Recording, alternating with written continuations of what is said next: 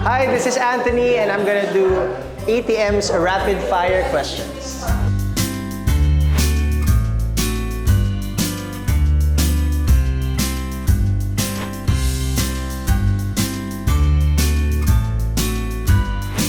Ako, best Christmas gift na natanggap ko is good health.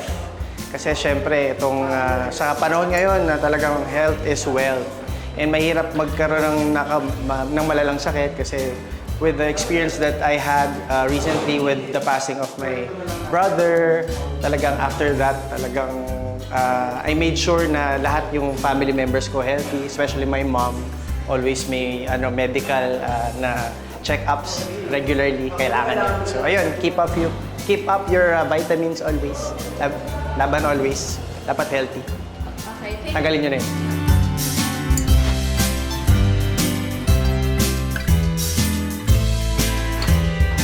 Favorite Christmas song? Nako, agad pumasok sa akin. Sana ngayong Pasko. All-time favorite ata yan. Especially ng mga singers. So, panglaban yan every Christmas.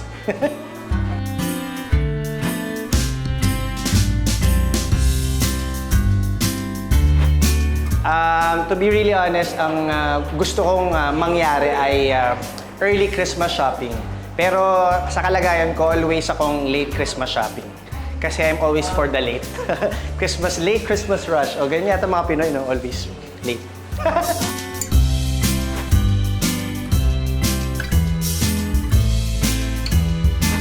Okay, favorite Christmas movie ko, The Grinch. Ayan, childhood yan, favorite ko, growing up.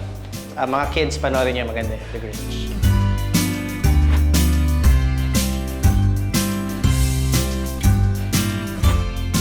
Oh, best Christmas memory would be when I was younger, years back when we were still together, kasama pa ng papa ko and my late brother. Ayun, syempre the best kapag kumpleto pa kayo.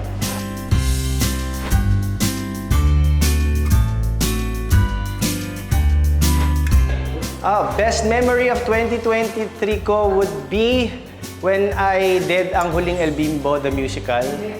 Parang yun yung pinaka-turning point of my career.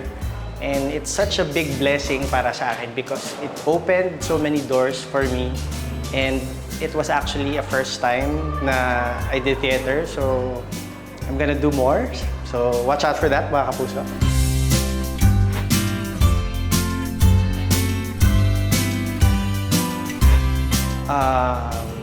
My 2024 wishes and goals would be, well, sa point ko ng buhay ngayon, medyo masasabi kong happy ako eh.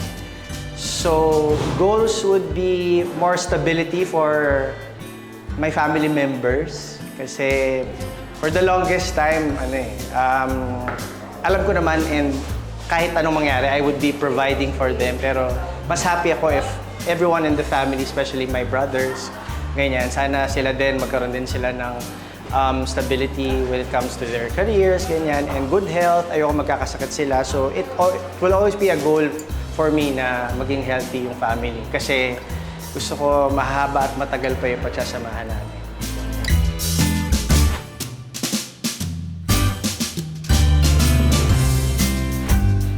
Okay, New Year's resolution. New Year's resolution ko, na I'm pretty sure naman na matutupad ko would be to save more. Kasi marami ako na save this year, so parang maganda siyang gawing habit na talagang mag-focus into saving because not all the time maraming papasok na income. So you should be more practical and be wise sa mga spending nyo and you should invest. O kagaya ng iba, nag-business sila, bibili ng properties, dapat long term. So let's invest and save up more money for the future. Thank you so much for watching, mga kapuso. Hope you enjoyed this video.